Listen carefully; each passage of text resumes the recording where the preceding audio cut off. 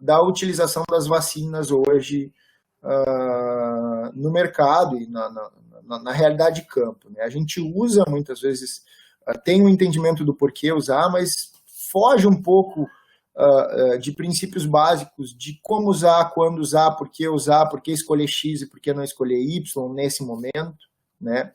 Então, não é que exista ferramenta melhor do que a outra, tem ferramenta mais adequada do que outra. Não adianta eu querer pregar um prego com uma chave de fenda, né? Mais ou menos dentro desse sentido, né? E a gente está vendo muito essa corrida hoje em cima da busca de vacinas na pandemia, e é muito engraçado, porque a gente tem 2 vacinas hoje em fase 3, inclusive com um potencial enorme, as 2, para serem produzidas no Brasil, né? Que é a vacina de Oxford e a vacina da Sinovac, que é a tecnologia japonesa, pelo Instituto Butantan, que é a vacina do Sinovac, e a de Oxford vai ser pela Fiocruz, a produção, né? E a gente segue torcendo para que as 2 deem certo. Mas alguém aqui já se perguntou qual a diferença das 2 vacinas? Se eu tiver que torcer mais para uma do que para outra nesse momento, qual é que eu espero que funcione melhor, ou a que saia antes, né? É engraçado, né? A gente torce pela vacina, mas que vacina? Essa é uma pergunta que a gente poucas vezes se faz, né? E para entender isso, a gente tem que entender minimamente alguns preceitos e conceitos básicos de imunologia, tá? E de vacinologia, então, porque são coisas distintas, né? Imunologia e vacinologia, elas caminham juntos, mas são processos completamente distintos, tá? E o que a gente vai falar um pouquinho? Basicamente, em relação à imunologia, a gente vai falar um pouquinho sobre imunidade inata, é importante. A gente vai citar alguns preceitos básicos da imunidade adquirida, né? E baseado nesses conceitos que a gente vai juntos rememorar, né? Muito rapidamente, mas que são importantes para a gente começar a entender um pouco mais das diferenças entre as vacinas, né? E aí vamos discutir justamente em cima das tecnologias de vacinas, tá? Basicamente, a vacina, ela só é a maior invenção da história da humanidade em termos científicos, tá? Que mais salvou vidas na história da humanidade. E esse cara aqui, desse quadro pintado, é o pai da vacina, que é o Edward Jenner, que lá em 1798, se eu não estou enganado, tá? Ele era um médico inglês, tá? E o que ele, através de um método de observação, o que ele viu? Ele viu que pessoas que tinham contato com o meio rural, especialmente com vacas que apresentavam lesões muito parecidas com as lesões da varíola humana, que na época era uma doença que dizimava a população, que essas pessoas não adoeciam de varíola, né? Ou que quando se infectavam com aquela doença, né, ainda dentro de uma ideia de transmissão, porque não existia esse conceito de doença infecto-contagiosa bem estabelecido ainda, né? Mas via-se que era uma coisa que passava de uma pessoa para outra, né? O que ele viu? Ele viu isso, que pessoas que tinham contato com lesões parecidas com essas vesículas difusas pelo corpo das pessoas, que tinham contato com as vacas com lesões parecidas, que elas não adoeciam, tá? E o que o Edward Jenner fez? Experimentalmente, né? Obviamente esse é um experimento que não passaria hoje nos comitês de ética, ele pegou fragmentos desses dessas vesículas dos tetos das vacas, macerava, escarificava a pele de pessoas, especialmente aí, mais um motivo para não passar, obviamente, nos comitês de ética, ele escarificava a pele de crianças, né, e pegavam essas crianças e botavam dentro de hospitais em unidades de tratamento de varíola humana, certo? Então, era um desafio, né, botava no olho do furacão. Inclusive com o filho dele ele fez isso. Dizem que esse retrato é o filho dele. Então ele fez uma inoculação experimental, né, e a partir disso o que ele observou? Ele observou que essas pessoas, quando pegavam a doença, eram em sinais clínicos muito mais brandos e muito mais leves, certo? E que naturalmente elas estavam protegidas, certo? E dado inclusive ao nome do vírus que foi dado, né, que vem de vaca, né? Então essa é a primeira imunização, vem das vacas, Então, eles trouxeram para o vírus vaccinia o nome vacina. Então, vacina, o termo vacina deriva justamente de vaca, né? Creio que isso muitos já tenham ouvido essa história, né? E aí entra uma coisa que é interessante, né? Hoje a gente vive num mundo eu acho que isso já não se discute mais a partir do advento da pandemia. A gente vive num mundo que existem movimentos anti-vacinas, né? É um negócio engraçado, né? Porque quando a gente fala da ferramenta, a maior descoberta da humanidade, que mais salvou vidas, e que ainda assim existem pessoas que são contra isso, né? Para mim é algo assim completamente dantesco imaginar isso, né? Mas dentro de uma disciplina de vacinas que eu tive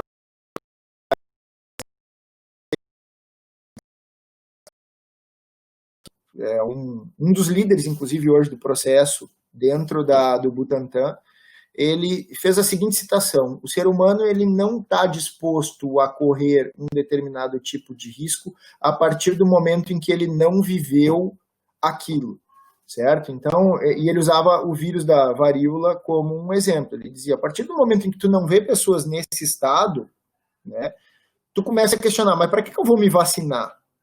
Né? É engraçado, e aí tu ouve as pessoas assim, eu não vou tomar a vacina da gripe, né, porque eu nunca me gripo, né, ou porque quando eu tomo a vacina eu pego gripe, o que é uma grande mentira, porque o vírus da gripe é inativado na vacina da gripe, né. Mas é muito engraçado isso, porque quando vem uma pandemia como a gente está vivendo hoje, que é algo sem precedentes na história, simplesmente hoje eu tenho certeza que muitas das pessoas que levantavam placas pró-movimento anti-vacina são as que estão ajoelhadas rezando no pé da cama, talvez porque tenham perdido algum ente querido, pedindo para o advento da vacina anti-Covid aparecer logo, né, anti-corona aparecer logo, né. Mas como eu falei, e eu acho que aqui eu trouxe um pouquinho de história, né, da vacinologia, bem rapidamente, bem básica, né, e são duas ciências que elas caminham juntas, né, como duas estradas paralelas, muito próximas, porém com situações distintas, né. Então a imunologia nada mais é que o estudo do sistema imune, né, que são todas as barreiras, células e mediadores envolvidos na defesa de determinados organismos, certo? No nosso caso, especialmente mamíferos, né? E que basicamente é um processo de defesa e equilíbrio, né? O grande objetivo do sistema imunológico é manter um sistema em equilíbrio, em homeostasia, certo? E a vacinologia é o estudo das vacinas, que usa muito da imunologia dentro do seu embasamento, certo?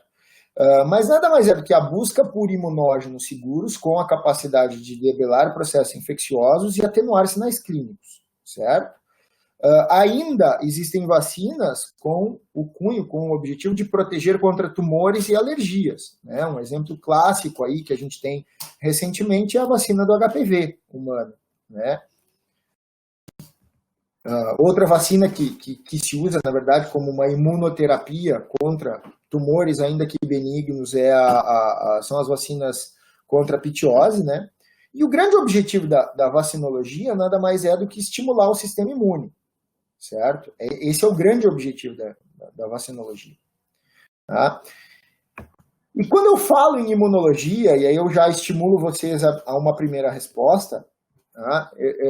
Eu vou pedir para que vocês acompanhem o meu raciocínio e depois eu vou fazer a pergunta. Tá? Basicamente, a imunologia ela é dividida em dois grandes grupos, que é a imunidade natural, né, a inata e inespecífica, e depois a imunidade adquirida, que é a imunidade específica. Tá? Quando eu falo, já dei a resposta ali, mas quando eu falo em imunidade adquirida, qual é a primeira coisa que vem na cabeça de vocês? Né? É quase que imediato. Né? Hoje, quando a gente ouve falar em vacina de Covid, a primeira coisa que o pessoal fala, a vacina ela produz o quê? Sabe? Que é o grande caráter de mediação, aquilo que eu olho e digo assim, bom, essa vacina é boa porque ela produz isso. Tá? Já chamo aí para que vocês vão respondendo e eu vou tocando. Certamente a resposta que vai vir na cabeça de vocês é isso daí, é o anticorpo, né? Então a gente tem o anticorpo como o sol do sistema imunológico, né? Onde tudo gira, o astro-rei, tudo gira em torno do anticorpo, né? Que é a molécula que por exemplo, eu pensar em anticorpo, eu pensei em vacina, né? Ah, não, essa vacina ela é imunogênica porque eu inoculei em camundongo e ela produziu anticorpo. Ou eu fiz uma fase inicial em pessoas, a fase 1, e ela foi imunogênica porque ela produziu anticorpo, certo? Então, é natural a gente pensar isso, certo? É totalmente natural a gente pensar isso. O anticorpo é o astro-rei porque é o que mais facilmente a gente mensura, certo? Eu prefiro pensar no anticorpo como uma estrela extremamente brilhante dentro de uma constelação, certo? Eu prefiro pensar que o anticorpo ele é parte fundamental de um quebra-cabeça, certo? Talvez aquela pecinha que fique bem no meio, que quando ela falta, tu olha e diz assim, tá faltando alguma coisa, tá?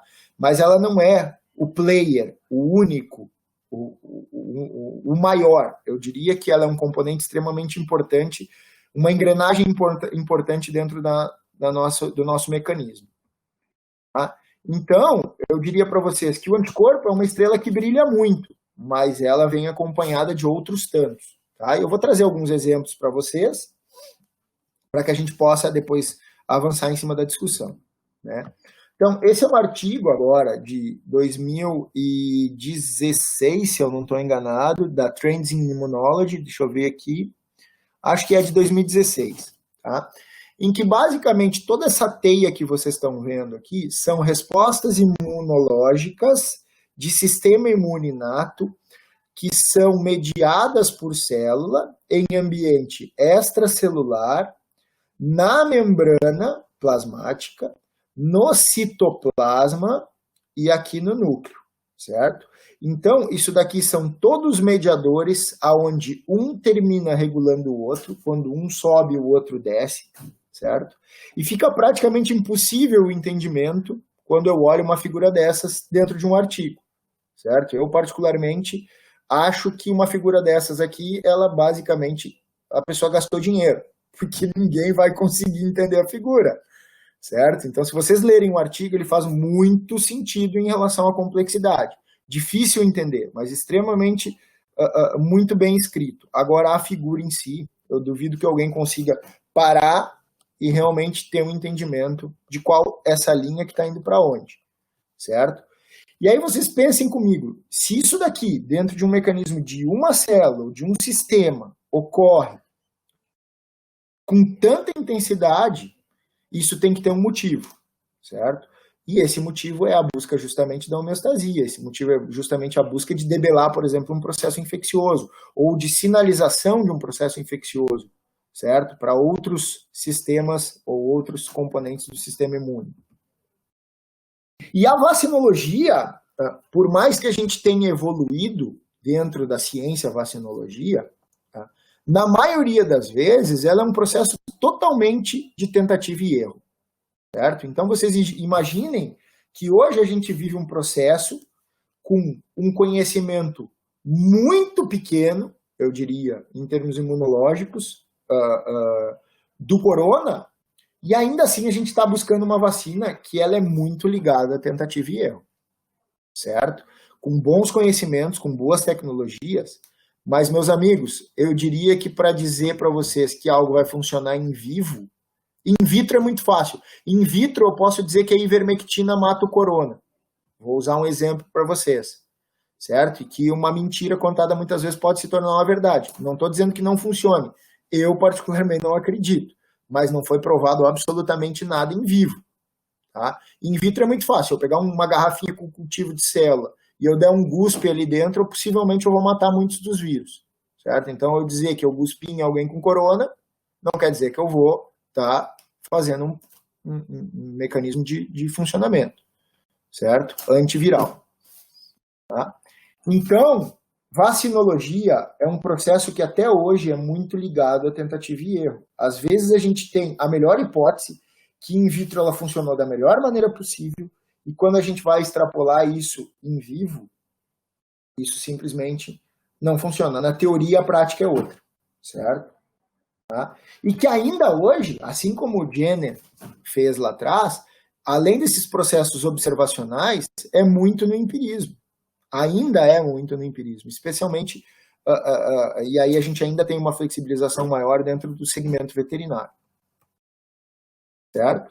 E aqui eu trago um artigo justamente para mostrar que quando a gente foca todas as nossas olhos para o anticorpo, talvez a gente esteja esquecendo de olhar para a proteção, certo? A formação de anticorpo, eu não posso ter ela como algo absoluto em termos de formação de proteção, que é o grande objetivo da vacina. A vacina, quando eu compro uma vacina, eu não estou comprando anticorpo, eu estou comprando proteção. É isso que eu tenho que ter na cabeça. Esse é um artigo de 2016 contra o vírus da BVD, tá? Onde as vacinas produziram bons títulos de anticorpos e ainda assim a doença se estabeleceu a partir do desafio. Claro que de forma mais branda, isso a gente vai ver aqui. Tá? Então aqui eu tenho como é que foi a soroconversão, tá? Foi feita uma vacina viva e uma vacina inativada, tá? Então, aqui os percentuais em cima da vacina viva e aqui os percentuais de soroconversão em cima da vacina inativada. Depois eu compartilho todos os artigos que forem citados de acordo com o que vocês precisarem aí, tá? Então, a vacina inativada parece que soro converteu a vacina viva, desculpa, parece que soro converteu mais em títulos entre moderados e altos, mas ambas soro converteram. Tá? Foi uma vacina da Novartis que foi usada nesse experimento. Tá? Mas se eu olhar para o processo de linfócitos a partir de um desafio, inicialmente, e de plaquetas, certo? Houve uma baixa, certo? A temperatura retal dos animais desafiados também aumentou, mais nos animais com a vacina inativada do que com a vacina viva, e menos do que no grupo controle. Mas essa correlação, isso fica muito claro no artigo, tem animais com títulos extremamente altos de anticorpos e que apresentaram, por exemplo, uma temperatura retal ou uma linfopenia muito grande, certo? Então, aqui os sinais clínicos visualizados dentro do artigo, certo? Tanto com vacina viva quanto vacina inativada, tá? Os títulos altos e ainda assim os animais com uma doença clínica mais branda quando comparado aos animais não vacinados. Mas ainda assim, animais com titulações altas apresentando sinais clínicos. Tá? Então, aqui tem um quadro que mostra, certo? Então, 16% dos animais vacinados com vacina inativada não apresentaram nada e com vacina viva, 34%. E aí, se eu pegar nos animais desafiados com vacina viva, 64% deles tiveram linfopenia, certo? E aí eu pergunto, um animal com linfopenia, se eu aplicar uma outra vacina nesse momento em que ele está linfopênico, certo? Em que eu dependa de uma estimulação de imunidade celular, será que ele vai responder adequadamente? Esse é um ponto para a gente pensar. Trombocitopenia também é avaliada, tá? E aqui ano a ano. Tá? Depois eu compartilho o artigo com vocês. Tá? O que é importante ficar como mensagem? O anticorpo é desejável, mas mais uma vez eu ressalto, eu não posso olhar para ele como um astro-rei, ele não é o Sol dentro da nossa constelação, é uma estrela importante. Tá? E aqui um outro artigo que eu compartilho com vocês depois, tá? Em que mostra algo pior ainda, certo? Se o cenário de, eu não tenho uma resposta dependente de anticorpo em 100% dos casos, certo? Existem estudos que mostram que o anticorpo, em caso, por exemplo, de dengue, ele pode piorar o quadro clínico, certo? Então, aqui a gente vê, por exemplo, que indivíduos com anticorpos apresentam mais sinais clínicos do que os indivíduos, ou muitas vezes mais sinais clínicos e muitas vezes igual a indivíduos simplesmente que não tinham sido expostos ao vírus da dengue. Certo?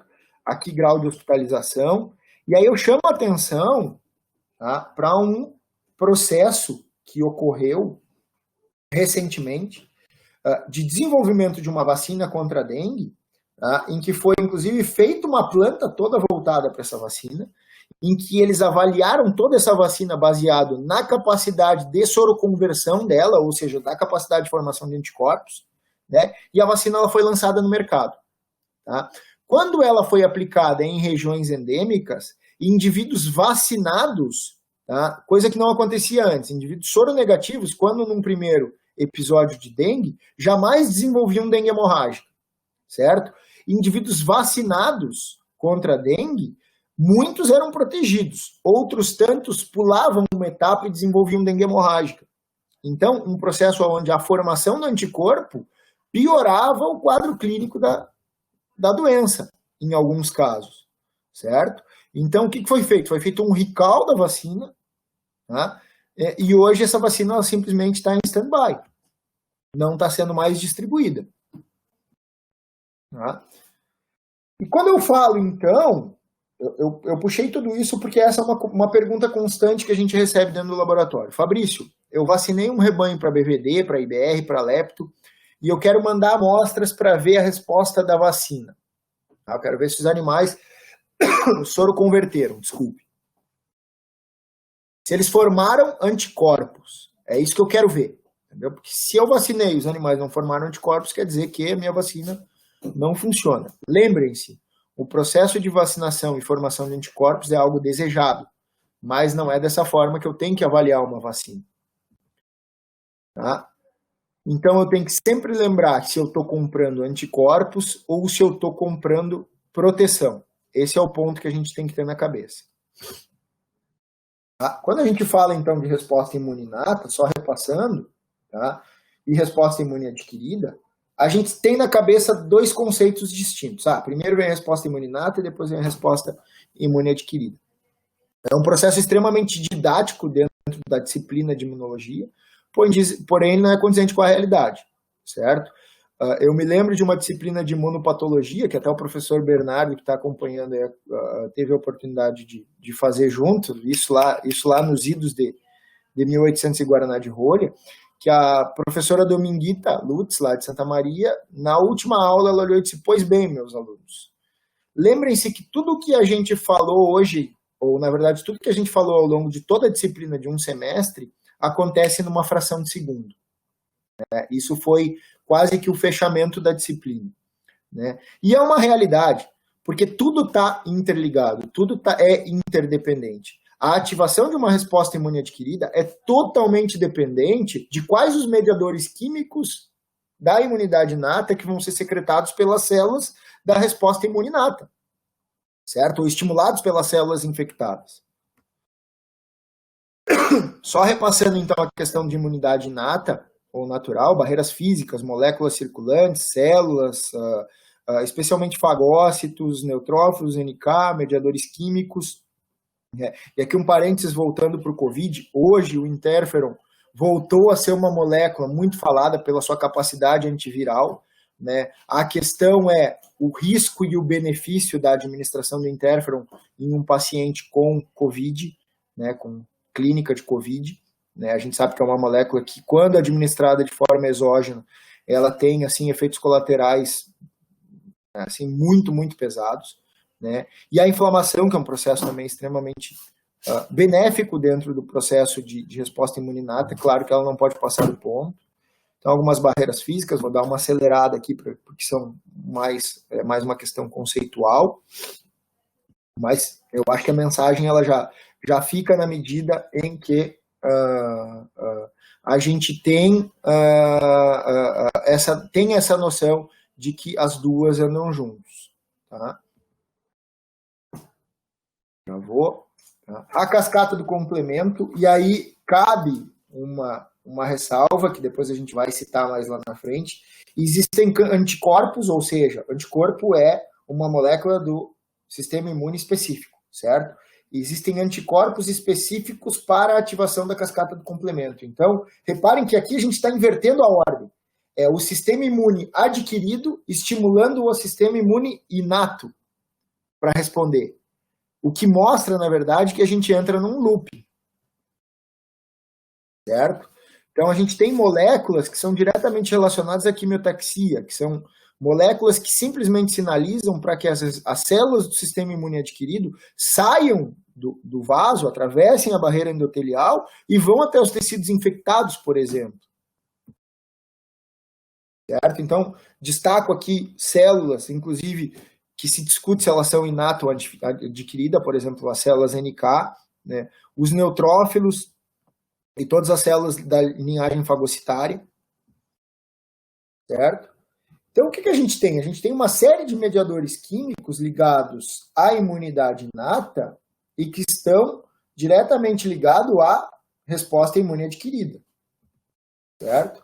Aqui chama a atenção de novo do interferon, que é uma molécula extremamente potente com atividade antiviral, certo? E que células infectadas com o vírus secretam ela, justamente botando as células adjacentes num estado antiviral. Então, ele bloqueia a transmissão do vírus num mecanismo célula-célula a partir da secreção do momento em que secreta o interferon. Tá? E traz, obviamente, moléculas ou células, na verdade, faz a quimiotaxia de células que são extremamente importantes dentro da resposta imune adquirida e outras células da resposta imune inata. Tá? Então, eu trago essa figura, certo? Imaginem que esse espinho, na verdade, que esse espinho que a gente está vendo aqui, deixa eu ver se eu consigo. Oxi, peraí. Que esse espinho que a gente está vendo aqui, vou botar aqui, vou tentar marcar texto, entrou até umas propagandas aqui, certo? Então, esse espinho que a gente está vendo aqui, tá, seja uma agulha, tá, e a gente está aplicando uma vacina nesse tecido aqui. Tá. Qual é a ideia que a gente tem? Eu apliquei uma vacina inativada hoje, vou usar o exemplo do vírus da raiva. Tá? Eu apliquei uma vacina inativada hoje, muitas vezes essa vacina, por ser inativada, vai demandar uma segunda dose, para que haja uma soroconversão completa, e a partir dessa soroconversão completa é que eu vou ter um indivíduo ou um rebanho protegido, certo? Convido todos a quem já vivenciou um surto de raiva bovina, se já presenciou um surto de raiva bovina, quanto tempo após o início de um processo de vacinação esses animais param de morrer? É muito rápido. Isso funciona da mesma forma com clostridiose, tá? Com algumas especialmente, certo? Tu começa a vacinar hoje para raiva, 5, 6, 8 dias tu já vê uma diminuição da taxa de mortalidade, certo? E não tem lógica dentro da imunologia, porque a gente ainda não tem formação de anticorpos com 5 dias, com 6 dias, certo? O que está fazendo com que simplesmente esses animais respondam a um possível desafio?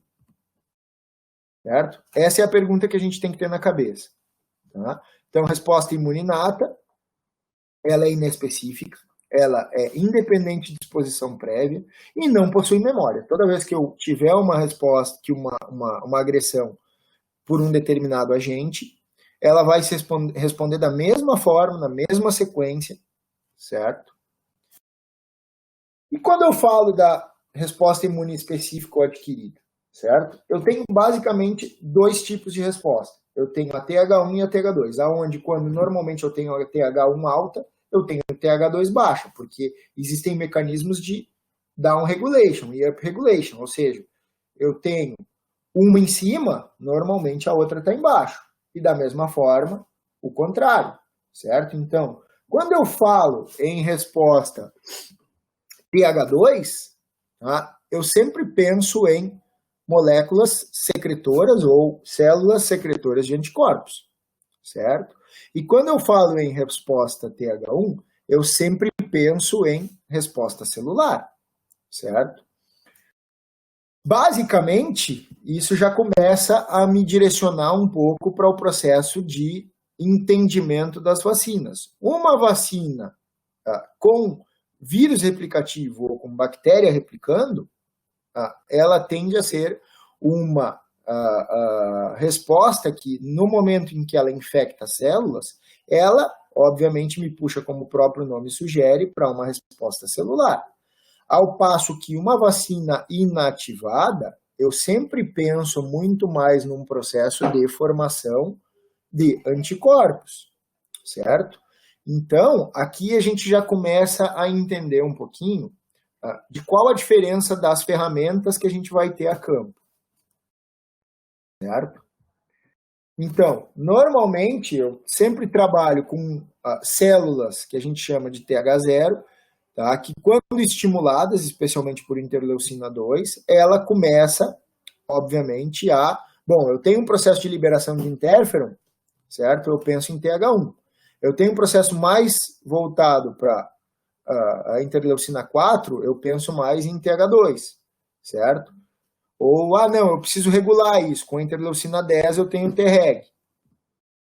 Tá? Então, falar das células imunes, da imunidade específica, da imunidade adquirida. Então, eu tenho os linfócitos B, que são as células responsáveis pela formação de anticorpos. E aí eu tenho que entender que eu também não tenho só um tipo de anticorpo. Eu tenho vários tipos de anticorpos. Eu tenho anticorpos neutralizantes. Eu tenho anticorpos opsonizadores, que são basicamente aqueles anticorpos que sinalizam para outras células virem e fazer o seu trabalho, por exemplo, os linfócitos TCD8 ou as células NK. Tá? Eu tenho os anticorpos que são anticorpos, uma resposta dependente de citotoxicidade celular, ou, na verdade, lendo de trás para frente, citotoxicidade celular dependente de anticorpo. Tá? Então, eu tenho determinados linfócitos que só atuam quando sinaliza por anticorpo. Eu tenho, como eu comentei, anticorpos que são responsáveis pela ativação da cascata do complemento. Eu tenho anticorpos que fazem imunidade de mucosa. Tá? E eu tenho anticorpos que são responsáveis, né, que normalmente são os IgGs que passam através da imunidade passiva. Dos linfócitos T auxiliares, tá? Eu tenho os linfócitos B e T ali, né, que são responsáveis, né, estimulados por linfócitos B e T.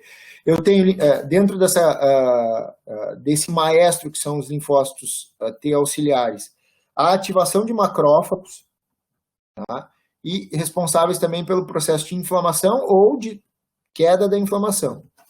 Tá?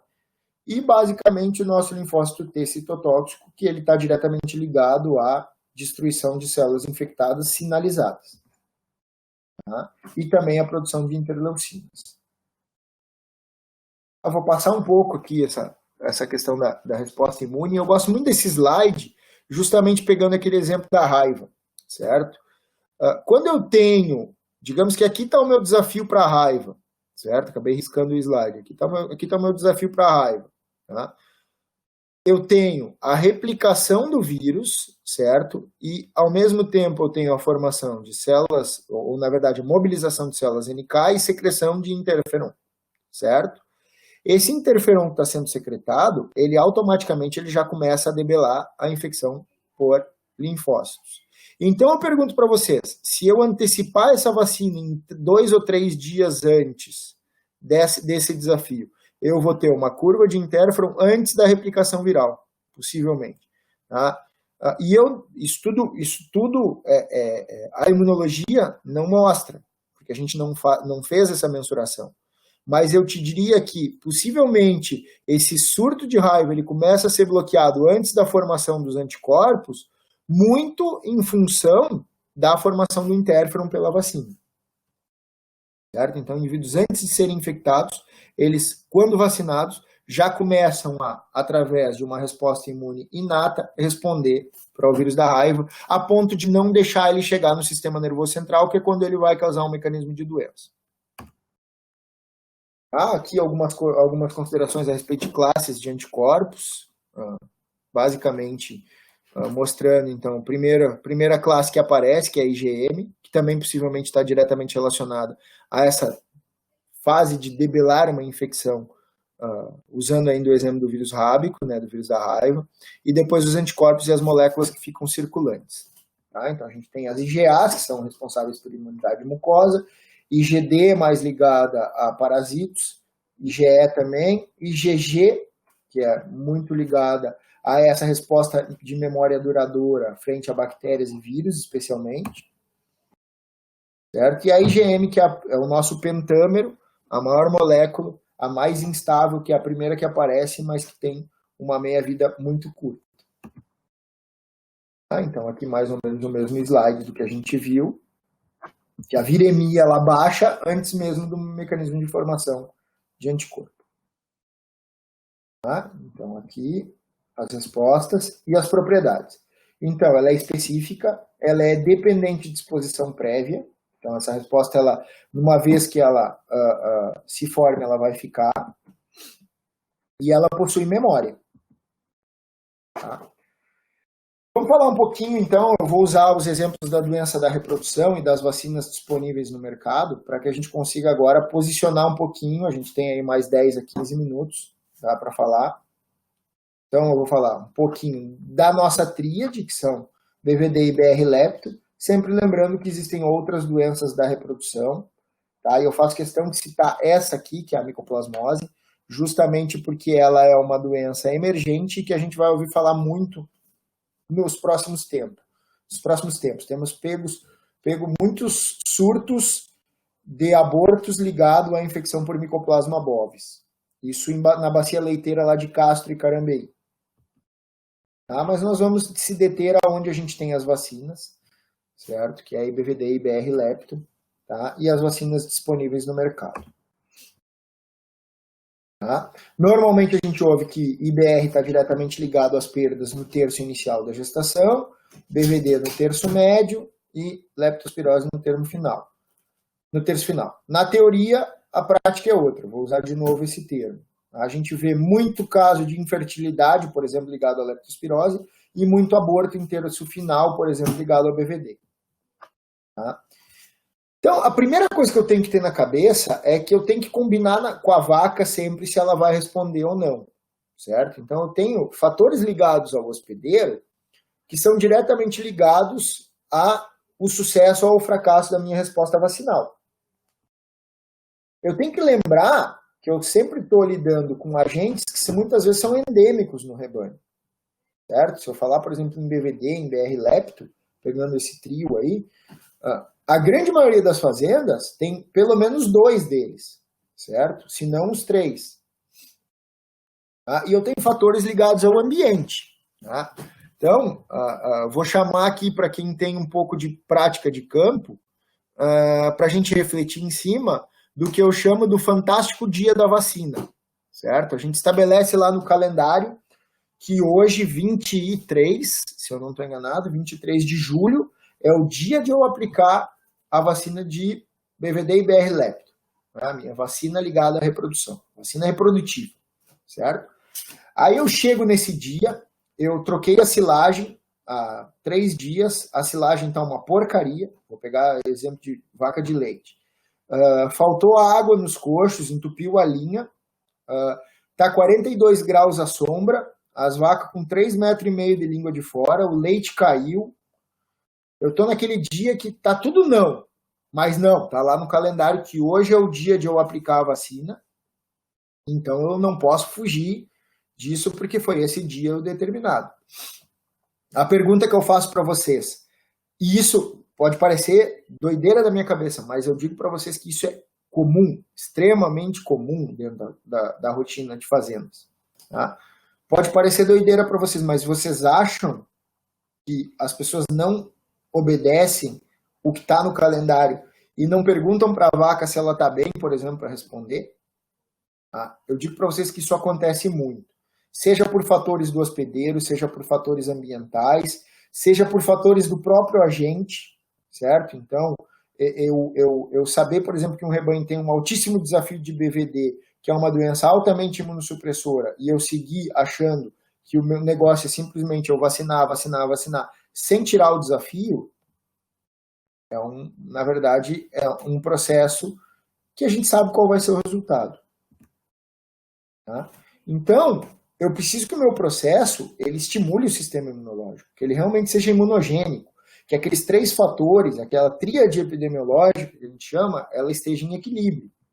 Certo? Eu tenho que ter a capacidade de estimular tanto as respostas imuninatas, quanto as respostas imunes adquiridas, certo?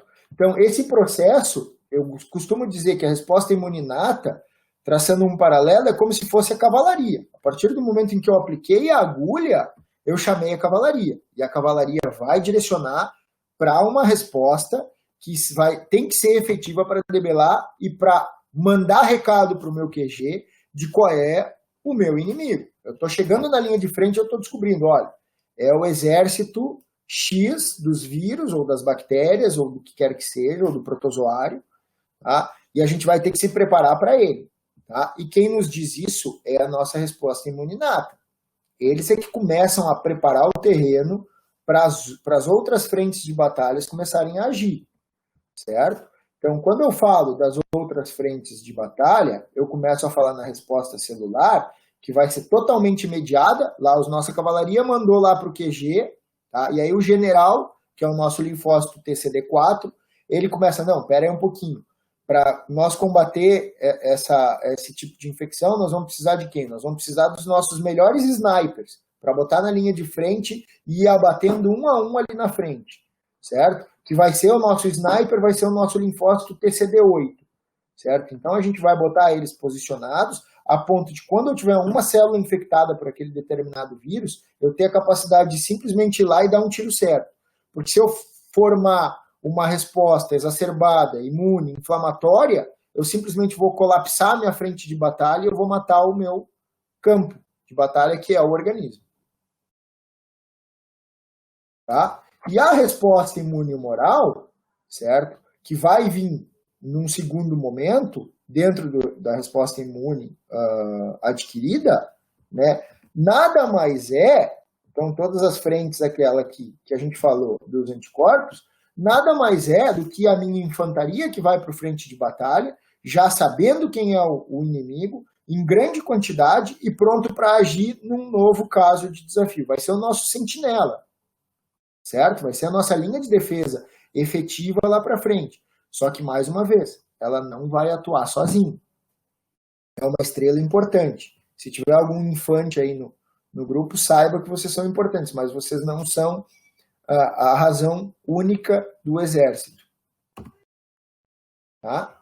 Então, eu tenho que ter a resposta imune inata capaz de estimular a resposta imune celular, que vai ser capaz de estimular a resposta imune humoral, que vai ser capaz de estimular a resposta imune inata de novo, que mais uma vez vai ser capaz de... E nós entramos num looping positivo, certo?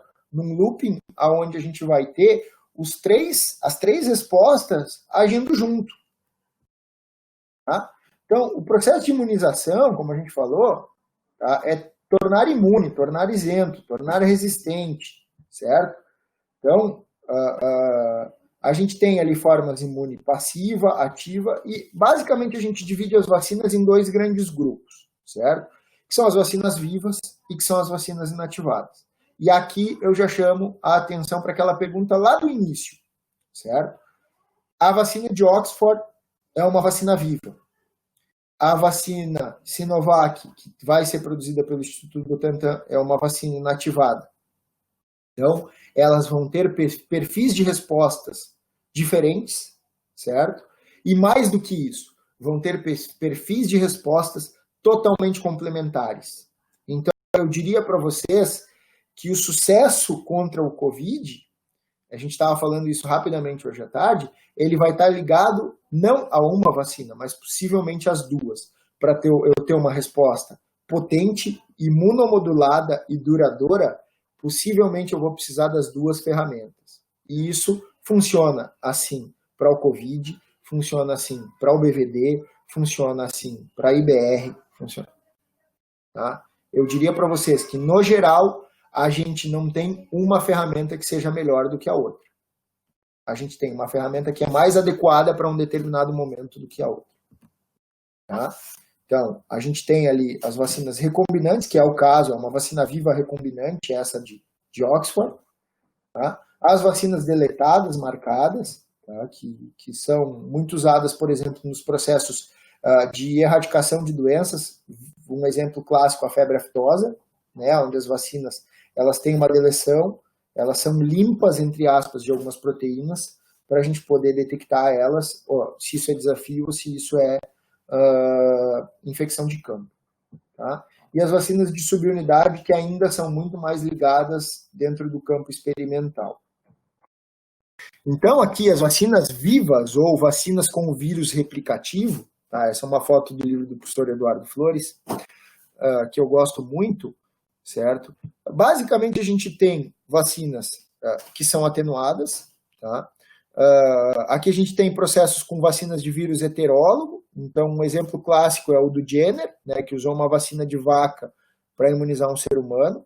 As vacinas vetoriais, que é a vacina de Oxford, por exemplo, que eles estão usando um adenovírus de macaco e clonando um fragmento do coronavírus dentro da vacina, certo? E aí ele vai produzir uma proteína do vírus do corona em grandes quantidades, induzindo a boa resposta celular.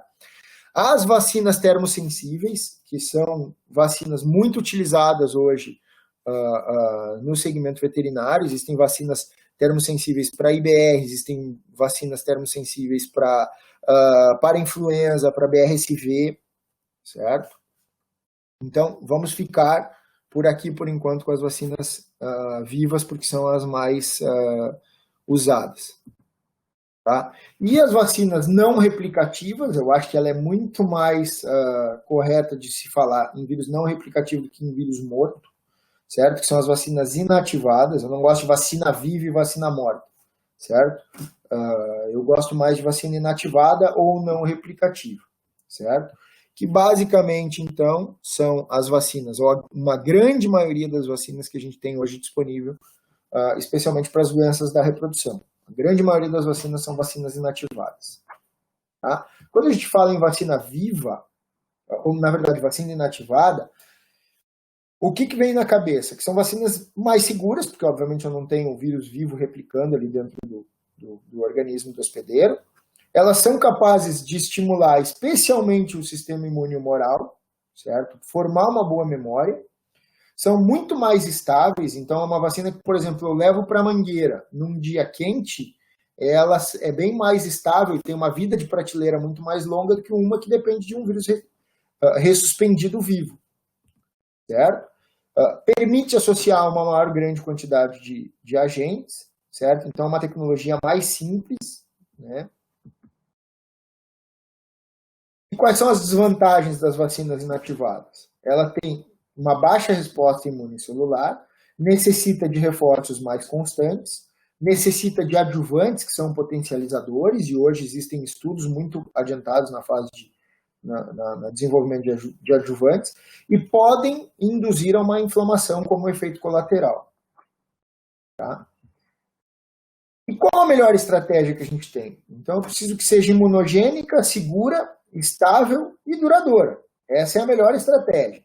Tá? Vou pegar um exemplo clássico de uma vacina que responde a tudo isso, a vacina do tétano, certo? A vacina do tétano humano, ela é extremamente imunogênica, extremamente segura, extremamente estável, extremamente duradoura, tá? E, obviamente, de fácil aplicação. Tá?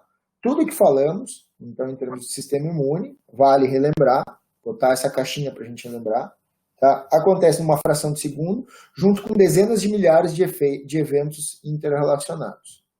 Tá? Gente, para que serve o diagnóstico sorológico? É para avaliar uma vacina? Não, é para avaliar um desafio dentro de uma propriedade. A vacina, ela se prova sempre a campo. Por quê? Porque a resposta sorológica, eu estou olhando só uma estrela do meu sistema imune, que é o anticorpo. Tá? O diagnóstico sorológico, a partir do momento em que eu tenho uma fotografia de desafio de uma propriedade, se eu sei se eu tenho BVD, se eu sei se eu tenho IBR, se eu sei se eu tenho lepto, ou todos, ou nenhum, eu consigo desenvolver um programa vacinal, eu consigo desenvolver medidas de segurança, em termos de biossegurança, de entrada de animais, de onde pode estar vindo esse desafio. No caso de lepto, eu tenho um paiol, por exemplo, ou eu tenho uma grande infestação de ratos dentro da propriedade, ou a fonte de água que eu estou ofertando para minhas vacas é a mesma em que elas bebem e ao mesmo tempo elas têm acesso para urinar, fazendo uma retroinfecção da leptospirose, certo? Ou não, eu tenho um alto desafio de BVD porque possivelmente eu tenho animais PIs dentro do rebanho. Então, eu avaliar a vacina por sorologia, eu estou cometendo um grande erro. A vacina, ela serve para avaliar desafio, para eu determinar as medidas, e uma delas é um bom calendário vacinal, mas quais as medidas complementares que me cabem como técnico dentro daquela propriedade para diminuir o desafio. Porque lembrem-se, a melhor forma de tu intervir numa doença é sempre no mecanismo de transmissão. Guardem isso. A melhor forma de intervir numa doença é sempre no mecanismo de transmissão. Cito exemplos. Mastite, a gente tem que trabalhar com higiene. Tristeza parasitária bovina, controle do carrapato. A gente sempre tem que intervir no mecanismo de transmissão. Se eu não intervir, eu posso morrer vacinando. Eu posso morrer vacinando para mastite ambiental, se eu não tiver um bom processo de higiene, de ordenha, não vai adiantar de nada essa vacinação. Ou vai melhorar, mas não vai resolver o problema. Tá? Vacina, eu avalio sempre risco e eu avalio sempre o benefício. Tá? A vacina da polio, um exemplo que eu gosto de trazer, que é uma vacina atenuada, ela tem uma reversão de virulência, ou seja, capacidade de formação de doença de 1 para 17 mil. Certo? Então, a cada 17 mil indivíduos vacinados, um reverte virulência e desenvolve a poliomielite, na forma clínica. Branda, não é a mesma coisa que um caso de polio de infecção natural, mas desenvolve. Se eu for o sorteado dentro de 1 para 17 mil, eu vou achar a vacina da polio uma desgraça. Agora, é a vacina que mais salvou vidas ao longo da história da humanidade. Então, vacina, eu tenho que sempre botar na balança risco e benefício. E os benefícios estão diretamente relacionados ao controle das doenças, à diminuição dos sinais clínicos e, assim, a questão econômica, quando a gente fala especialmente em animais de produção. E os riscos, que são os efeitos adversos.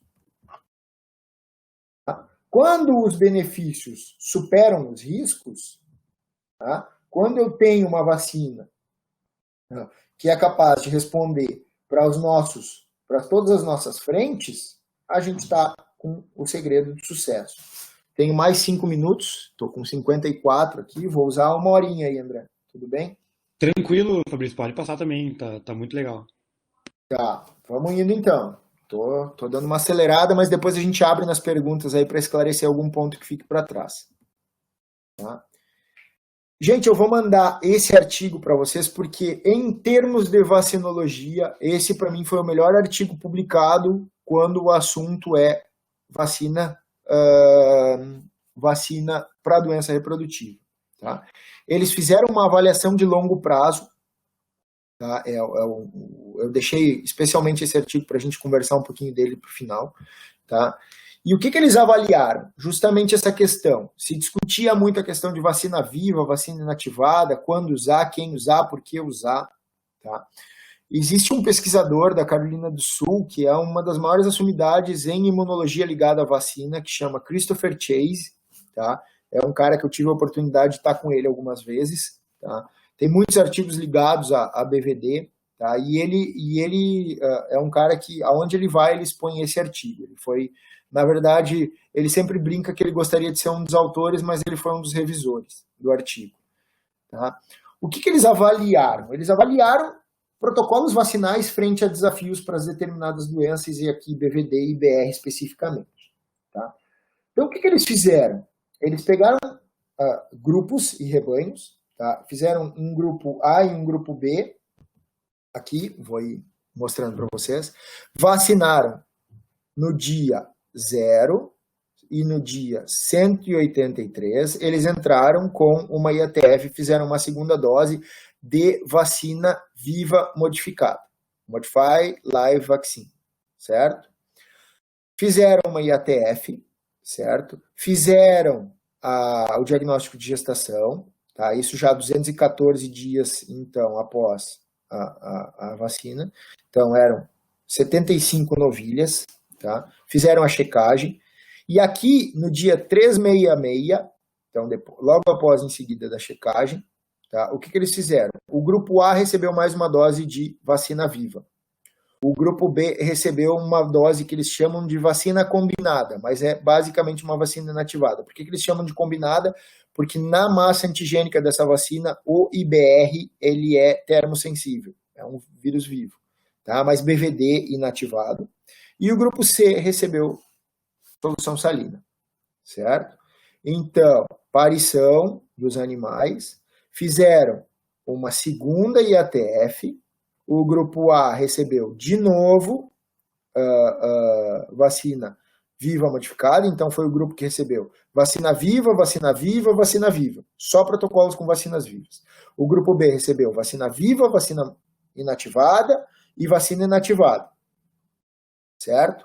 Fizeram uma segunda IATF, tá? E expuseram ao vírus da BVD no dia, só fazer o cálculo aqui, mas vai dar aproximadamente 195 dias, entre 95 e 110 dias, tá? E aí o desafio da vida real, meus amigos. Aqui eles largaram PI no rebanho. Não foi nada dessa história de pegar e inocular intranasal, certo? Porque isso não mimetiza o que acontece a campo. Eles deixaram PI dentro desse rebanho, no período mais sensível, que é o período de formação de animais persistentemente infectados, tá? Passado esse período aqui de 16 dias, tiraram os PIs do rebanho. No dia 830, inocularam aí sim o vírus da IBR, o vírus causador da IBR, que é o herpes 1.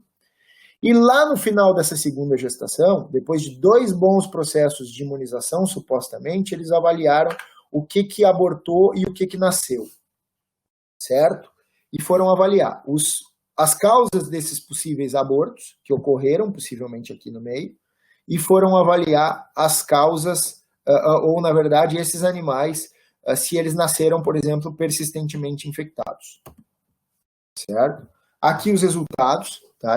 Depois eu vou mandar esse artigo para vocês ali via o grupo, e eu peço que todos leiam com bastante atenção. Obviamente a ideia não é discutir ou trazer todo o artigo, mas reparem que no grupo detecção de BVD em fetos e terneiros nascidos, certo? Então, o A quer dizer aborto e o C quer dizer que ele nasceu. Então, no grupo A, que recebeu só vacina viva, eu tive um aborto e deixa eu confirmar se é isso mesmo, tá? Depois eu tenho que só confirmar, mas no A eu tive animais positivos para BVD dentro do 2 positivos para BVD em 3 abortos. No que recebeu vacina viva e vacina inativada, ou seja, que iniciou o processo de vacinação com vacina viva, aonde, lembram do nosso looping? O que aconteceu? Eu imunizei o animal, eu estimulei resposta imune inata, depois veio a resposta imune celular e depois veio a resposta imune adquirida, certo? Esse é o processo natural que se sabe que o sistema imunológico responde bem. Então, quando eu apliquei a vacina viva, eu fiz a estimulação do sistema imune inato, eu fiz a estimulação da resposta celular, e quando eu apliquei a vacina inativada, eu dei o booster na minha resposta, e isso fica muito claro lá no artigo, na minha resposta por anticorpos, tá? Reparem que nesse grupo eu tive um aborto sem causa determinada, ele não foi nem por BVD nem por IBR, e mais nenhum, certo? E no grupo controle eu tive um monte de animais abortando por BVD e um monte de nascimento de animais persistentemente infectados, certo?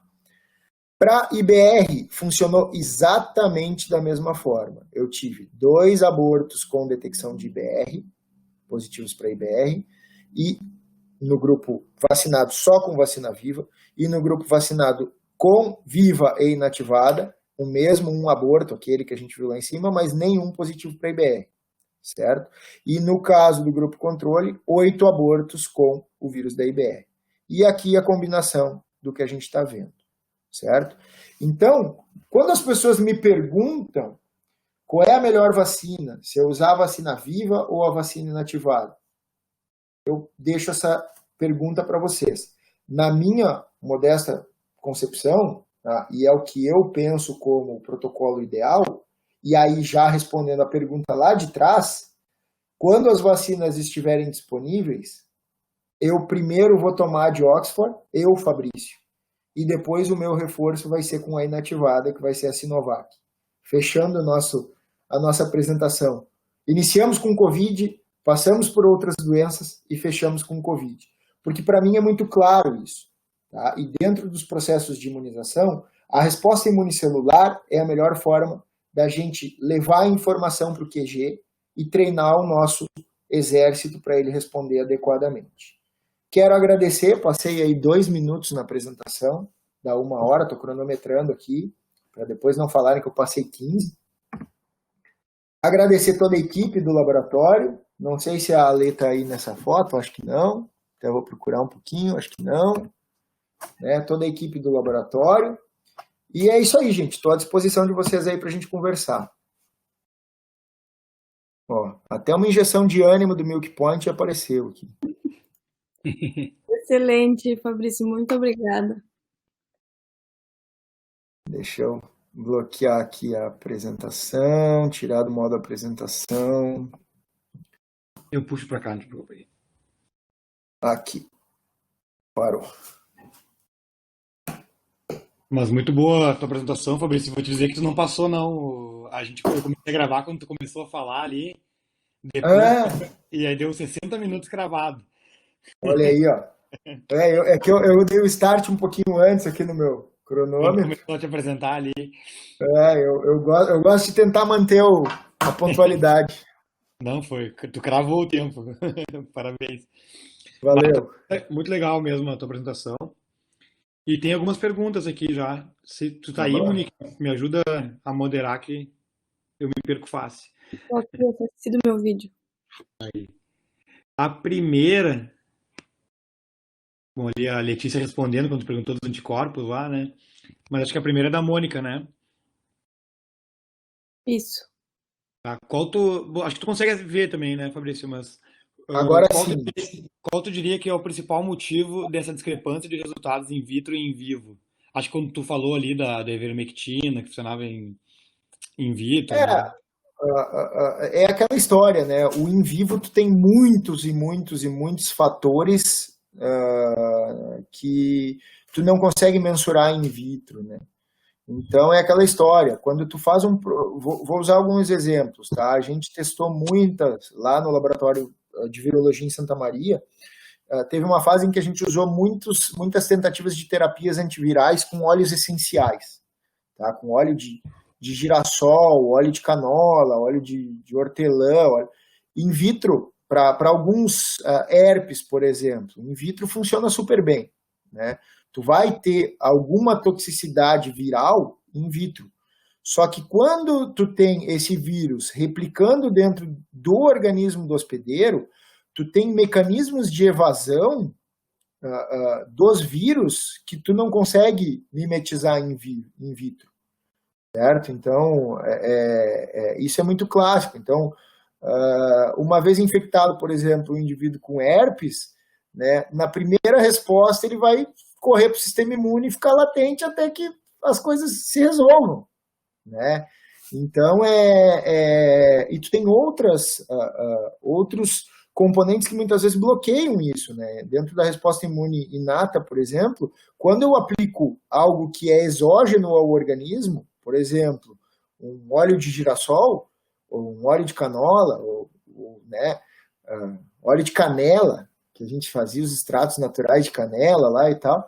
Cara, quando eu inocular o extrato natural de canela, vai vir uma enxurrada de interleucinas e mediadores químicos para bloquear esse óleo de canela, entendeu?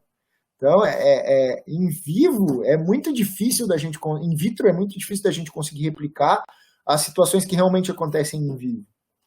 Né? Pode estar certo que in vitro a gente já tem pelo menos 1.500 vacinas que funcionam bem para corona. Com certeza. E eu vou furar a fila aí das perguntas, Fabrício, antes que eu esqueça. Tu falou ali de aborto, você pega bastante aborto por micoplasma. Em que região? Foi em gado de leite, isso? Gado de leite, cara. E nessas propriedades tem muito relato de mastite, porque nos cultivos tradicionais e até nesses cultivos feitos na fazenda, tem muita dificuldade no diagnóstico de micoplasma, né, para mastite. Tu sabe se tem alguma relação lá de alto índice de mastite? A gente pegou casos de abortos associados a surtos de mastite, né? Tem uma pessoa que dá assistência, Cristiane Azevedo, não sei se já ouviu falar dela. Sim. A Cris é fora de série, né? E ela tem na mão, acho que 24 propriedades de leite, deve passar na mão dela aí umas 300 a 400 mil vacas em ordenha aí, dia. É muita vaca na mão dela. E ela, cara, ela começou a enfrentar surtos de mastite recorrente e tal, e ela se socorreu do auxílio de diagnóstico e a gente começou a fazer muita PCR para Mycoplasma bovis. E a gente pegou muito caso de mastite, alguns casos de artrite, especialmente em bezerras, né, em terneiras, casos de otite, um negócio que é raro da gente ver, mas pegamos, né, e Pneumonias, não? pneumonias, muitos casos de pneumonia também, e daquelas recidivas que tu trata, né, o grande problema do micoplasma é esse, né? Ele estimula uma super resposta inflamatória por neutrófilo que não funciona, não adianta nada, e aí mata da resposta em função da resposta inflamatória, que é mais ou menos o que acontece com o corona. Mas a gente pegou alguns casos de aborto, dava mastite, o animal abortava, a gente fazia PCR desse aborto e dava positivo. Legal. Bom, furei a fila aí antes que eu esquecesse. Me perdi, Monique, onde que a gente tá? O Bruno ali, pergunta do Bruno, pensando em imunologia, vacinologia, fugindo um pouco, mas não tanto do assunto, vocês têm algum resultado com o papiloma vírus bovino? Então, o papiloma é outro exemplo, na verdade, que eu gosto de chamar do empirismo da coisa, da vacinologia, sabe? Se tu perguntar se a vacina autógena para papiloma funciona, existem excelentes relatos de que sim, ela funciona, né? Imunologicamente, poucas explicações do porquê que ela funciona, né? Basicamente, o que o pessoal faz? Essa vacina autógena, tu pega as próprias verrugas, tu pega essa parte menos cortical e mais estromal, tu descasca a verruga, tira aquela queratina de fora, essa parte mais medular, tu macera ela, tu faz todo um processo que ali tu vai ter o vírus do papiloma, né? Tu vai produzir a partir disso um imunógeno, né, a vacina, né, inativar ele, filtrar para, obviamente, não contaminar o animal na inoculação, né, inativa ele, e aí tu faz a aplicação. Nos animais que ou apresentam ou que ainda não apresentam, mas que estão em contato. E funciona muito bem, né? Tem bons relatos em relação à vacina de papiloma, né? O que mostra, na verdade, o empirismo da coisa, né? Da tentativa e erro. Isso foi um processo que lá atrás, há décadas atrás, né, as pessoas começaram a fazer e funcionou, e até hoje não se sabe bem exatamente qual o mecanismo de estimulação imunológica. Muito bem. Tem uma pergunta da Mônica ali, que era um pouco mais técnica, perguntando o que era linfopenia, mas a Renata já respondeu ali para ela. Ótimo. Daí a Mônica também fez uma outra pergunta. Por que essa piora nos indivíduos que já apresentaram anticorpos? Daí eu agora não sei em que contexto que ela falou isso. No caso da Eu dengue. acho que ela cita o caso da dengue. No caso da dengue, acho ali. Isso é. Na verdade, assim, ó, a dengue, na verdade, é muito sabido, né, que a dengue hemorrágica, ela basicamente acontece em indivíduos que eles se infectam com vírus heterólogo. Então, por exemplo, eu peguei dengue 1, eu formei anticorpos para dengue 1, quando eu vou lá teoricamente eu estou imunizado para dengue 1, aí quando eu pego uma dengue 2, né, eu tenho uma relação de hipersensibilidade, então é uma reação exacerbada do sistema imune, né, extremamente inflamatória, né, e que forma petequias, que forma que na verdade desmodula o sistema imunológico, tá? E sabe-se que essa desmodulação é justamente mediada pelos anticorpos que já existiam previamente, certo? Então, essa imunodesmodulação, vamos usar esse termo, mediada pelos anticorpos, foi que os caras que desenvolveram a vacina não pensaram, né? Eles foram lá, vacinaram, e a principal candidata vacinal deles era a vacina que mais induzia anticorpos, porque o que tu pensa? Eu faço uma vacina, né? Eu quero que ela funcione para, né, da melhor forma possível dentro da estimulação de anticorpos. E os desafios, essa fase 1, fase 2, fase 3, eles não fizeram em áreas endêmicas de dengue, entendeu? Porque se eles começassem esse processo em áreas endêmicas, eles iam ver que a coisa não ia andar conforme o esperado, né? Então, e aí foi muito engraçado, porque eles montaram uma puta fábrica em Montpellier, na França, fábrica bilhões de dólares, para produzir uma vacina que, até engraçado, né? Tem um cunho social, porque se a gente para analisar economicamente, é uma vacina que é pouco interessante, né, para o primeiro mundo. Não tem dengue nos Estados Unidos e na Europa, né? Só que a vacina, na verdade, ela se mostrou pior do que não vacinar. O estado do Paraná chegou a comprar a vacina e ia botar no calendário de vacinação e devolver as doses antes de vacinar. Tem uma pergunta da Gabriele agora a respeito de leptospirose. Que exame que vocês fazem para identificar os sorovários e quais são os mais comuns que tu tem encontrado aí? Ótima pergunta, ótima pergunta. A gente faz a soroaglutinação rápida, que é o teste Gold Standard, né, o teste ouro da OIE, e da Organização Mundial de Saúde também, por ser uma zoonose, né? Ele é um teste que basicamente é um teste de aglutinação, né? E que tu coloca o sorovar frente a um soroteste e vê se vai formar essa imunoaglutinação. E em formando essa imunoaglutinação, a gente pode dizer que o indivíduo tem anticorpos, certo? A gente hoje utiliza 10 sorovares, posso tentar lembrar todos aqui de cabeça, mas os mais prevalentes, sem dúvida nenhuma, é Hardio, que é um anticorpo, que é uma lepto diretamente ligada a bovinos, né? A Wolf é um outro sorovar que aparece bastante. A icter hemorragica, que é do rato doméstico, do camundongo, dos muscos, ou ratos novérgicos, esses comuns aí. O pomona é muito endêmico em região onde a gente tem suínos, é um sorovar bem comum também, que aparece bastante. Tá? E Bratislava, eu cito esses 5, tá? Como nessa ordem, eu diria. Bem importante essa pergunta da Gabriele, porque a gente nota que diferentes vacinas protegem para diferentes sorovários, né?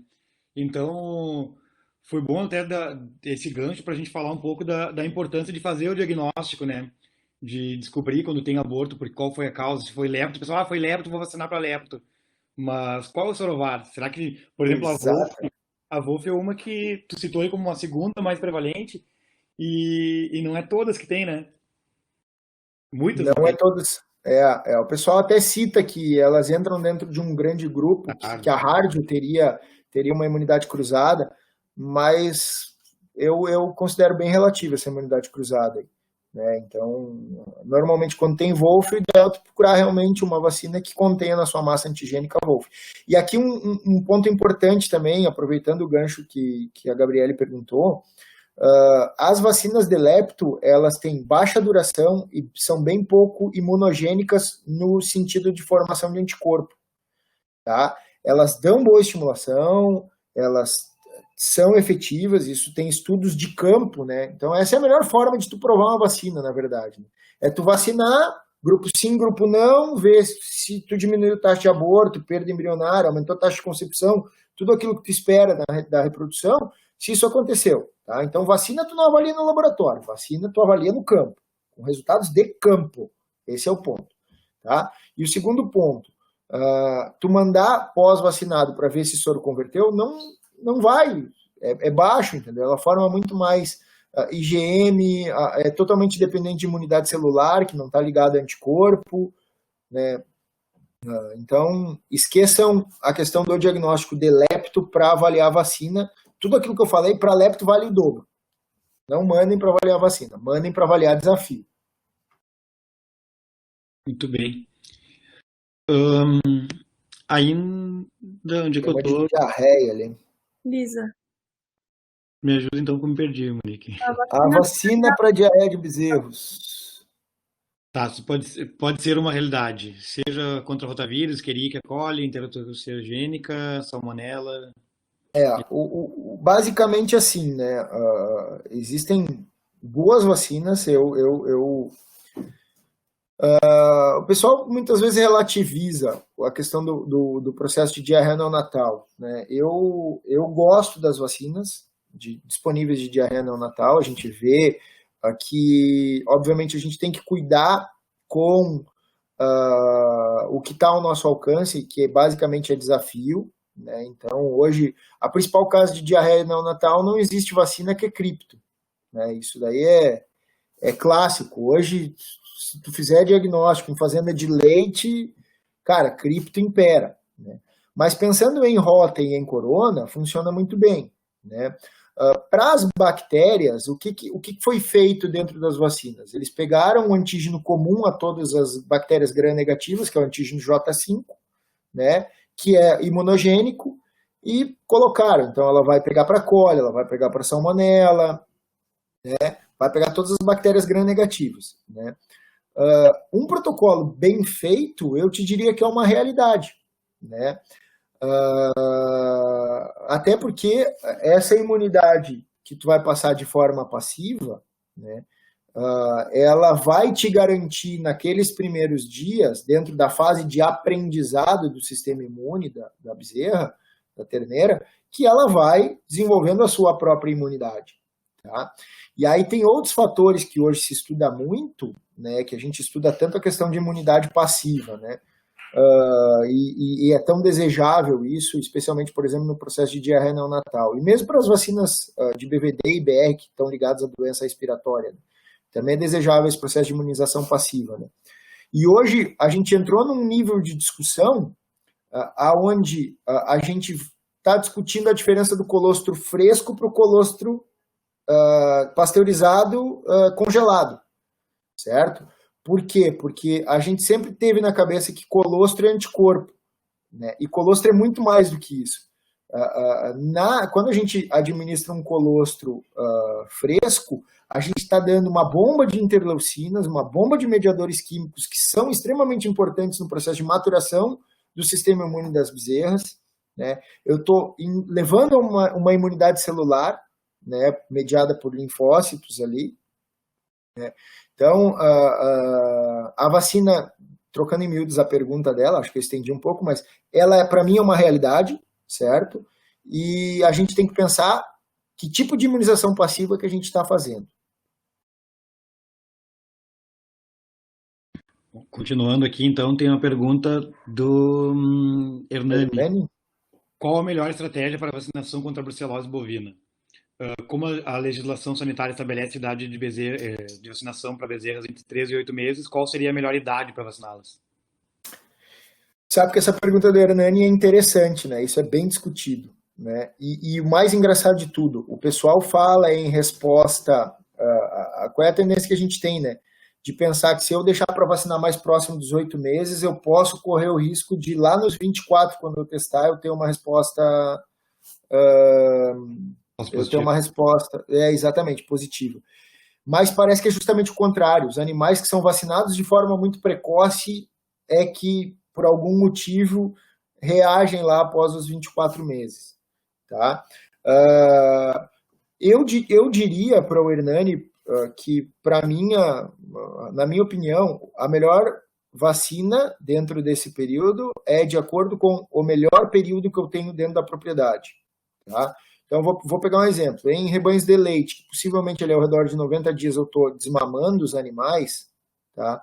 E colocando eles muitas vezes dentro de um outro agrupamento coletivo, e a gente sabe que o bovino tem muito essa questão social, eu jamais vacinaria um animal no desmame, certo? Se eu pensar em vaca de corte, Eu jamais faria, e eu faço ali o meu desmame ao redor do sétimo, oitavo mês, eu jamais faria nas terneiras no sétimo, oitavo mês.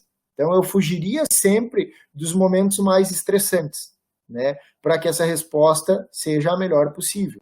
Lembre-se sempre de perguntar para a vaca. A vaca tá apta a responder? Beleza, então esse é o melhor momento. A temperatura tá boa, a pastagem tá boa, a silagem tá boa, a água tá boa, Júpiter está em conjunção com Vênus, tá tudo lindo, entendeu? O horóscopo tá bonito. Faz naquele dia, certo? Faz naquele dia. E uma outra dica imunológica relacionada à vacina que eu dou para vocês é a seguinte: vacinação e estimulação e resposta imune está diretamente relacionado com demanda energética, certo? Está diretamente relacionado com demanda energética. Assim como reprodução, certo? Então, tudo que vale para reprodução, se eu sei que eu vou inseminar uma vaca num dia que a vaca tiver com 41 graus, não vai conceber, vacinar a vaca com 41 graus, ela não vai reagir. Se eu sei que a vaca está passando por um determinado estresse da dieta e ela vai baixar a minha reprodução, não vai reagir para a vacina. Tudo que vai impactar, e a reprodução nesse ponto, em termos da imunologia e da vacinologia, está alguns passos à frente, tudo que interfere na reprodução, que já se sabe, vai interferir na vacinação. Isso é um ponto pacífico. Eu vou te aproveitar o gancho e perguntar, Fabrício, se tem alguma experiência sobre eficiência comparando a RB51 e a B19, retirando essa questão toda da aglutinação de antígeno, da eficiência delas mesmo? Cara, eu não sou, tô bem longe, né, de ser um expert em brucelose, assim, bem longe mesmo. O que eu ouço, tá, e aí, de curioso, de quem ouve, né, que a RB51 ela tem uma resposta melhor do que a B19, tá, então... Eu também tenho ouvido bastante isso daí, mas também não te perguntei porque eu não tenho achado trabalho comparando as duas, mas a gente ouve bastante isso, que parece ter uma eficiência um pouquinho melhor. E eu te diria que é possível, né? Talvez as pessoas mais antigas que viveram a fase em que podia usar qualquer uma vão poder te responder melhor em termos de campo, né? Então, mas o que eu ouço é que a RB51 é melhor, né? Mas aí não é uma opinião, tô repassando o que eu escuto. Tá bem. A próxima é da Monique Rovani, que eu vou deixar para ela perguntar, né? É que tá aí.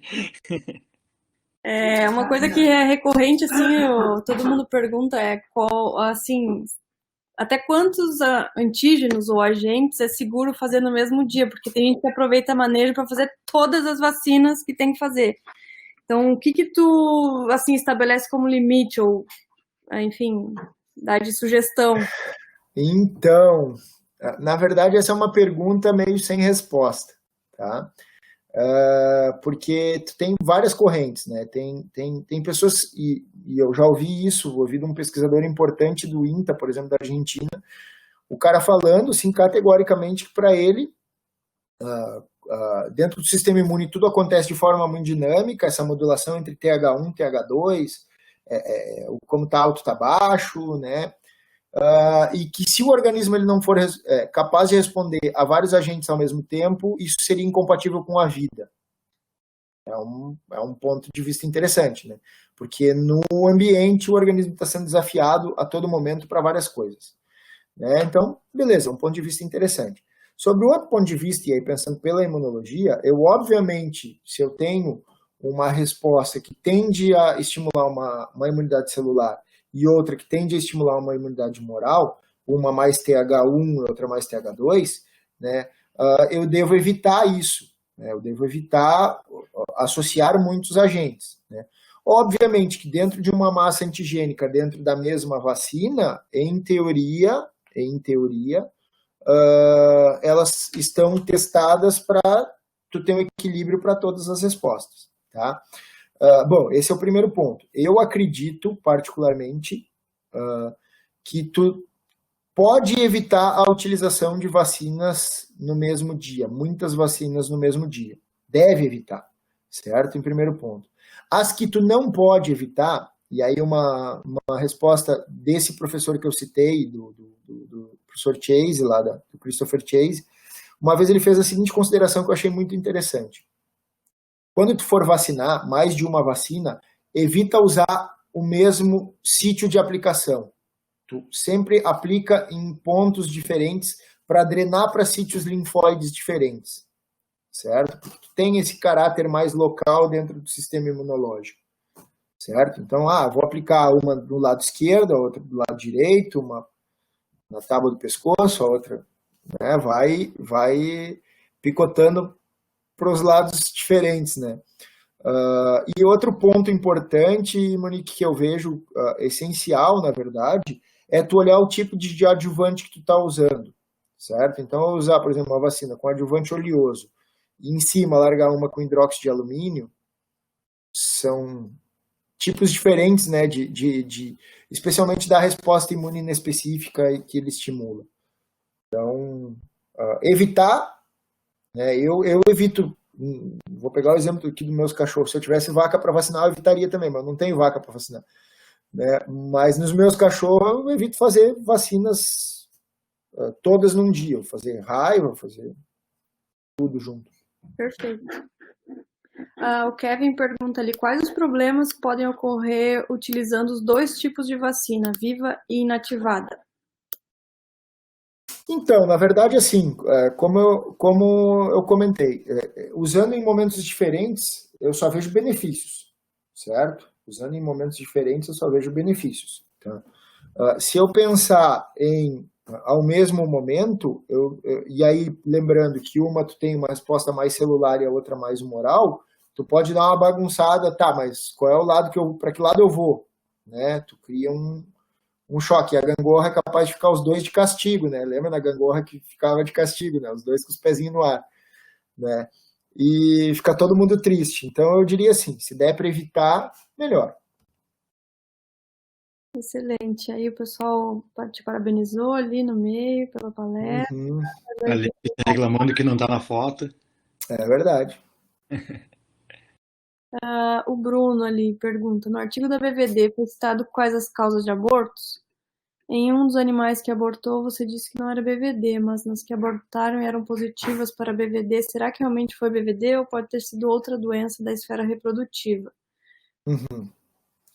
O que no artigo eles pesquisaram, tá? Naquele grupo lá que teve um aborto, mas que eles não determinaram a causa do aborto, eles pesquisaram IBR e BVD, certo? Esse é o ponto, né? E eles não conseguiram determinar a causa do aborto. Todos os outros abortos dos grupos, do grupo só vacina viva ou do grupo controle, eles detectaram o vírus, tanto por PCR quanto por isolamento viral. Tá? Então, é o famoso mata-cobra e mostra o porrete. Tá? Eles tiveram um aborto, pegaram o aborto, isolaram o vírus daquele aborto. Certo? Então, eles mostraram o que era BVD, o que era BVD, o que era IBR, o que era IBR, e tem casos, inclusive, lá no grupo controle que tu identificou os dois vírus no aborto, tanto o BVD quanto o IBR. Acho que é o que ele tá? Não li o artigo, não posso criticar, mas minha visão especial é que o BVD e IBR tem uma prevalência alta no rebanho brasileiro e a vacina talvez tenha pouco resultado quando levamos em conta a relação custo e benefício. O que você acha a respeito? Eu concordo com o Bruno que as vacinas estão muito longe da perfeição, tá? Concordo mesmo. Até porque perfeição acho que não existe, né, em vacinologia. Especialmente para BVD, por uma razão muito simples. Quando a gente fala em BVD, a gente cita um BVD, mas BVD, na verdade, não é um, são vários vírus. Né? É um vírus extremamente mutagênico, um vírus RNA, certo? Extremamente mutagênico e que relativiza muito os resultados, especialmente ligados à resposta vacinal, certo? Então, perfeito, concordo nesse sentido, né? O que eu também vejo? Eu vejo que a gente tem dois bons artigos que eu posso compartilhar com vocês, inclusive feitos no Brasil. Um que é do professor Zequinha, do grupo do professor Zequinha, junto com o pessoal da UEL, lá do Paraná. O primeiro autor é Anoi, tá? Onde eles mostram um aumento da taxa de concepção tá? E uma diminuição das perdas gestacionais, da taxa de prenhez e das perdas gestacionais, tá? E aí é importante dizer que a vacina não bloqueou os abortos, eles continuam acontecendo. A vacina não fez com que a gente fosse para uma situação igual, por exemplo, a um rebanho que não tem o vírus circulando, certo? Mas comparado ao grupo não vacinado versus o grupo vacinado, nesses dois trabalhos que eu cito, que eu comento com vocês, os resultados de prenhez e de manutenção de gestação, se eu colocar na balança a questão de custo e benefício, o benefício foi maior que o custo. Tá? Então... Eu concordo contigo, Fabrício. É que é assim, né? O que eu penso, tá? Isso era uma discussão que eu tinha muito com o meu orientador de mestrado, né? Que é um cara que eu admiro demais, para mim, tecnicamente um pai, assim, né? Falando em termos de ciência, assim, um cara que eu tenho um apreço, uma gratidão muito grande, que é o Rudy. Mas nesse ponto eu discordava muito dele, porque ele questiona realmente muito as questões das vacinas reprodutivas, né? Só que é o que eu dizia para ele, não adianta a gente dizer para o produtor só que ele tem um problema, né? Tá, e qual é a solução, né? Então, o senhor está me dizendo que as vacinas não são tão longe do ideal, realmente, são ruins e tal, né? E aí, qual é a solução? Né? Afora isso é difícil, né? Claro, a gente tem outros pontos que são extremamente importantes. Hoje, os principais trabalhos do laboratório estão diretamente relacionados, por exemplo, ao controle de IPI. Então, eu te diria que é essencial num rebanho onde tem BVD, a melhor resposta tu vai ter com o controle do IPI, que é a retirada do desafio, né? Mas as vacinas, sinceramente, eu vejo elas com bons olhos. Vou aproveitar para citar um caso de campo aqui, tá? Principal fazenda de leite do Brasil hoje, tá? Chama-se Colorado, fica em Araras. Tá? A gente fez todo o controle de IPI das 4.300 e tantas cabeças deles lá. Tá?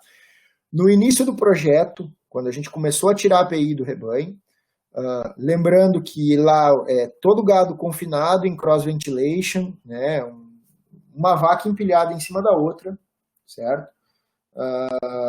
Altíssimo desafio, a gente conseguia ver isso através das respostas sorológicas. Entrou-se na discussão de quantos PIs, percentual de PIs a gente teria nesse rebanho. Tá? Aí o SICA, que é um dos veterinários lá, dizia que a gente ia ter mais de 2,5%, que tinha sido o nosso máximo até hoje. Tá? O Sérgio Sérgio Soriano chutou em 1,8%. A gente fez lá uma aposta lá. A Nath chutou acho que 2%, alguma coisa assim. Né? A gente foi... E surpreendentemente deu 0,7% de PI no rebanho. Tá?